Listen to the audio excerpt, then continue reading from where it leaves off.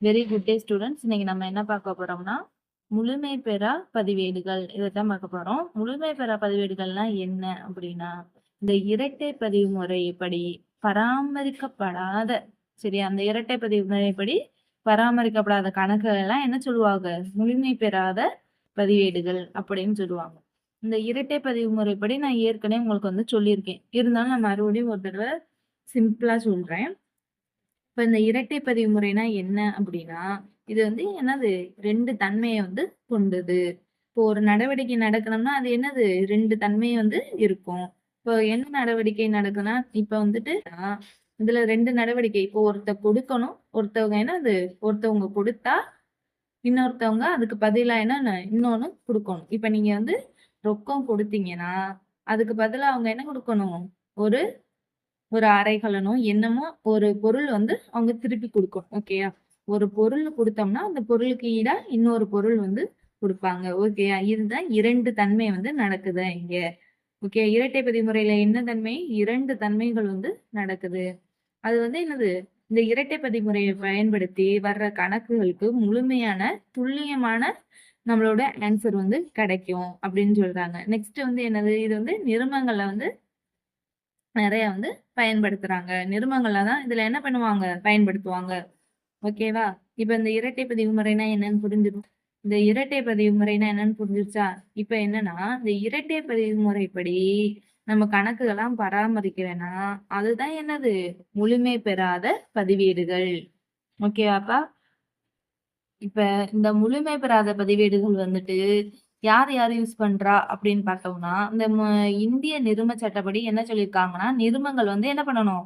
கண்டிப்பா இரட்டை பதிவு முறைப்படி தான் அவங்களோட கணக்குகள பதிவு செய்யணும். நடவடிக்கையை பதிவு செய்யணும் அப்படின்னு சொல்லியிருக்காங்க. இந்திய நிரும சட்டம் என்ன சொல்லியிருக்கு? நம்ம நிருமங்கள் கண்டிப்பா அவங்களோட நடவடிக்கைகள இரட்டை பதிவு முறைப்படி தான் பதிவு செய்யணும் அப்படின்னு சொல்லியிருக்காங்க. அவங்கலாம் என்னது இந்த முழுமை பெறாத பதிவேடுகள பதிய மாட்டாங்க. இப்ப நிறுவனங்கள் இல்லாம வேற நிறுவனங்கள்லாம் என்ன பண்றாங்க? அவங்களோட விருப்பத்திற்கு ஏற்ப அவங்க பதிவேடுகள பராமரிச்சுட்டு இருக்காங்க. அதுல ஒரு முறைப்படி தான் முழுமை பெறா பதிவேடுகள். ஓகேவாப்பா? இது அவங்களோட விருப்பத்திற்கு ஏற்ப அப்படி பிற நிறுவனங்கள் பதிவு செஞ்சுக்கிட்டாங்க. இப்ப நீங்க என்ன பண்றணும், இந்த சில்லறை வணிகத்துலலாம் நீங்க போய் பார்த்தீங்கன்னு வச்சுக்கோங்க, இந்த முழுமை பெறாத பதிவேடுகள தான் பயன்படுத்துவாங்க. எடுத்துக்காட்டா நீங்க உங்க வீட்டுக்கு பக்கத்துல இருக்க பெட்டி கடைகள் எல்லாம் நீங்க போய் பார்க்கணும். என்ன முறைப்படி அவங்க கணக்குகள பராமரிக்கிறாங்க அப்படின்னு பார்த்தீங்கன்னா, உங்களுக்கு ரொம்ப புரியும். ஓகேவாப்பா? இந்த முழுமை பெறா பதிவேடுகள்ல 2 கணக்குகள் மட்டும் தான் முக்கியமா அவங்க பராமரிச்சுக்கிட்டு இருக்காங்க. என்னென்ன கணக்குகள் அப்படின்னு பார்த்தீங்கன்னா, ரொக்க கணக்கும், ஆள்சார் கணக்கும் தான் அவங்க என்ன பண்றாங்க? முழுமையா அவங்க பதிவு செய்றாங்க. அப்ப பெயரளவு கணக்கும், சொத்து கணக்குகளும் அவங்க என்ன அவங்க முழுமையா அத பதிவு செய்ய மாட்டாங்க. ஓகேவா? இப்ப இதுல இம்பார்ட்டன்ட்டா என்னென்ன பதிவு செய்றாங்க? வாடிக்கையாளர்ட்ட அவங்க பெறுறாங்கல்ல ரொக்கம். ஓகேவா? அந்த ரொக்கத்தையும் பதிவு செய்வாங்க. கடனீந்தருக்கு அவங்க என்ன பண்றாங்க? கடன் வாங்குனவங்களுக்கு எவ்வளோ கடன் செலுத்தியிருக்கோம், அப்படின்னு இருக்கிற நடவடிக்கைலாம் என்ன பண்ணுவாங்க?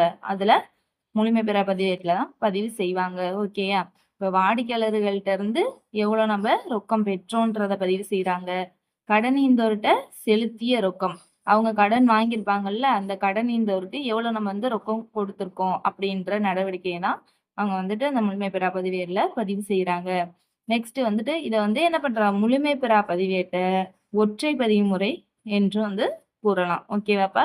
இந்த முழுமை பெறா பதிவேட்ட என்ன சொல்றாங்க? ஒற்றை பதிவு முறைன்னும் சொல்றாங்க. ஓகேவாப்பா? இதுக்கு இன்னொரு பேர் என்னது? ஒற்றை பதிவு முறை. இப்ப இந்த முழுமை பெறா பதிவேட்டுல இந்த லாப நட்ட அறிக்கையை தயாரிக்கிறதுன்னு பார்ப்போம். இப்ப இதுக்கு ஒரு ஃபார்மெட் குடுத்துருக்காங்க. இது மட்டும் தான் நம்ம இந்த லாப நட்ட அறிக்கையை என்னது தயாரிக்கணும் அப்படின்னு. மேல என்ன குடுத்துருக்காங்க? விவரம். இங்க என்னது ருபீஸ்க்கான சிம்பிள் குடுத்துருக்காங்க. ஓகேவா? ஃபர்ஸ்ட் என்ன குடுத்துருக்காங்க? அவ்வாண்டின் இறுதி முதல். அவ்வாண்டோட இறுதி முதல் எவ்வளோன்னு போட்டுறணும். அடுத்து என்ன சொல்லியிருக்காங்க? அத பிளஸ் பண்ணணும். என்னது? அவ்வாண்டின் எடுப்புகளோட பிளஸ் பண்றாங்க. ஓகேவா? அவ்வாண்டின் எடுப்புகளோட பிளஸ் பண்றாங்க. அடுத்து என்னது? கழிக்க மைனஸ் பண்றாங்க. அவ்வாண்டில் கொண்டு வந்த கூடுதல் முதல். கூடுதல் முதலோட என்ன பண்றாங்க, இத இந்த வர்ற ஆன்சரோட கழிக்கிறாங்க. கழிச்சிட்டு என்ன பண்றாங்க, அது வர்ற ஆன்சர் என்னது, சரிகட்டப்பட்ட இறுதி முதல் அப்படின்னு சொல்றாங்க. ஓகேயா, இந்த கழிச்ச மீதி தொகை வந்து சரிகட்டப்பட்ட இறுதி முதல் அப்படின்னு சொல்றாங்க. அதுக்கப்புறம் என்ன பண்றாங்க, கழிக்க தொடக்க முதல். ஆண்டோட தொடக்க முதல்ல வந்து என்ன பண்றாங்க, கழிக்கிறாங்க. கழிச்சிட்டு இதுக்கப்புறம் என்னன்னா, இந்த இறுதி முதல் வந்துட்டு, இறுதி முதல் தொடக்க முதலோட அதிகமா இருந்துச்சுன்னா அது லாபம். இறுதி முதல் வந்து என்ன பண்ணணும், தொடக்க முதலோட அதிகமா இருக்கணும். அதிகமா இருந்துச்சுன்னா அது லாபம்னு அவங்க வந்துட்டு என்ன பண்றாங்க, சரி பண்றாங்க. 2வது, முதல் வந்து அதிகமா இருந்து, தொடக்க முதல் வந்து அதிகமா இருந்து இறுதி முதல் வந்து கம்மியா இருந்துச்சுன்னா அது பேரு அவ்வாண்டோட நட்டம்னு அவங்க வந்து கணக்கிடுறாங்க. ஓகேவா, இந்த தொடக்க முதல் வந்து அதிகமா இருந்து இறுதி முதல் கம்மியா இருந்தா வாண்டோட நட்டம்னு கணக்கிடுறாங்க. இதான்ப்பா அதோட ஃபார்மெட்டு. ஓகே, லாப நட்ட அறிக்கையோட ஃபார்மெட்டு. இது தெரிஞ்சாதான் நம்ம என்ன பண்ணலாம், லாப நட்ட அறிக்கையை வந்துட்டு போடலாம். ஓகேவா, நெக்ஸ்ட் வந்து சம்மு பார்ப்போம்ப்பா. இது என்ன கணக்குனா அலகு 1ல பயிற்சி கணக்கு. ஓகேவா, 1வது கணக்குப்பா. இதுல என்ன சொல்லியிருக்காங்க, கீழ்காணும் விவரங்களிலிருந்து லாபம் அல்லது நட்டம் கண்டறிய. ஆண்டின் தொடக்க முதல். ஓகே, இதுதான் தொடக்க முதல். ஏப்ரல் 1 2018 கொடுத்துருக்காங்க 5 லட்சம். ஓகேவா, ஆண்டோட இறுதி முதல் மார்ச் 31 2019 8,50,000. அவ்வாண்டின் கொண்டு வந்த கூடுதல் முதல் வந்து என்னது, 1,20,000. அவ்வாண்டின் எடுப்புகள் எவ்வளவு, 70,000 கொடுத்துருக்காங்க. ஓகேவா, இந்த வந்துட்டு நம்ம எப்படி சம்மு போடுறதுன்னு பார்ப்போம். ஃபர்ஸ்ட் வந்து என்னது, 2019 மார்ச் 31ஆம் நாளோடு முடிவடையும் ஆண்டிற்கான லாப நட்ட அறிக்கை. இது வந்து டைட்டில். ஓகேவா, இந்த தலை போட்டுதான் நம்ம வந்து என்னது ஃபர்தரா நம்மளோட கணக்கை போடணும். அடுத்து என்ன ஃபார்முலா படி விவரம் போட்டுறணும், ருபீஸ்க்கான சிம்பிள் போட்டுறணும். இப்ப இறுதி முதல். ஓகேவா, நம்மளோட சமன்பாடு படி ஃபர்ஸ்ட் என்ன போடணும், இறுதி முதல் போடணும். மார்ச் 31. இறுதி முதல் என்னது, மார்ச் 31 2019. இப்ப வந்து சம்ல பாருங்க, இறுதி முதல் எவ்வளவு கொடுத்துருக்காங்க, ஆண்டின் இறுதி முதல் 8,50,000. ஓகேவாப்பா, இப்ப நம்ம 8,50,000 போடுவோம்.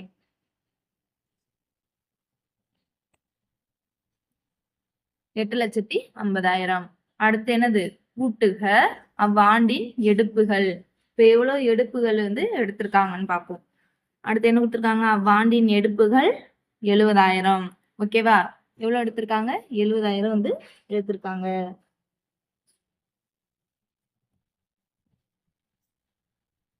இப்ப இது ரெண்டும் என்ன பண்ணணும், கூட்டணும். ஓகேவா, 7 5 எவ்வளவு, 12. ஒண்ணு போட்டோம்னா 9. 9,20,000. ஓகேவாப்பா, 9,20,000 போடணும். நெக்ஸ்ட் என்னது, கழிக்க அவ்வாண்டின் கொண்டு வந்த கூடுதல் முதல். எவ்வளவு கொண்டு வந்திருக்காங்கன்னு பார்க்கணும். கணக்குல பாருங்க, அவ்வாண்டின் கொண்டு வந்த கூடுதல் முதல் 1,20,000. ஓகேவா, இப்ப அவ்வாண்டின் கொண்டு வந்த கூடுதல் முதல் எவ்வளவு, 1,20,000. இது வந்து என்ன பண்ணணும், லெஸ் பண்ணணும். 0 0 2 0 8 லட்சம். ஓகேயாப்பா, இப்ப 8 லட்சம் வந்துருச்சு. இது வந்து என்னது, சரிகட்டப்பட்ட இறுதி முதல். ஓகேவா, சரிகட்டப்பட்ட இறுதி முதல் என்னது, 8 லட்சம். நெக்ஸ்ட் என்ன பண்ணணும், கழிக்கணும். என்னத்த, தொடக்க முதல் வந்து லெஸ் பண்ணணும். இப்ப தொடக்க முதல் எவ்வளவு கொடுத்துருக்காங்க, தொடக்க முதல் போட்டு 5 லட்சம் கொடுத்துருக்காங்க. ஓகேவா, இப்ப 5 லட்சம் போட்டுருணும்.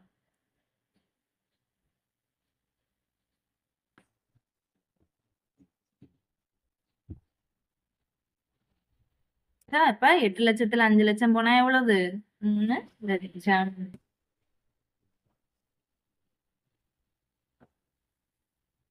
இது வந்து அவ்வாண்டோட லாபமா லட்டமான்னு பார்ப்போமா? இப்ப என்னது? இறுதி முதல் வந்து 8 லட்சம் இருக்கு. தொடக்க முதல் வந்து 5 லட்சம் இருக்கு. இறுதி முதல் அதிகமா இருந்து, தொடக்க முதல் கம்மியா இருந்தா, அது என்னது? லாபம். அப்ப இந்த ஆண்டுக்கு என்னது? இது நடந்தது என்னது? லாபம். 3 லட்சம் என்னது நம்மளுக்கு? லாபம்.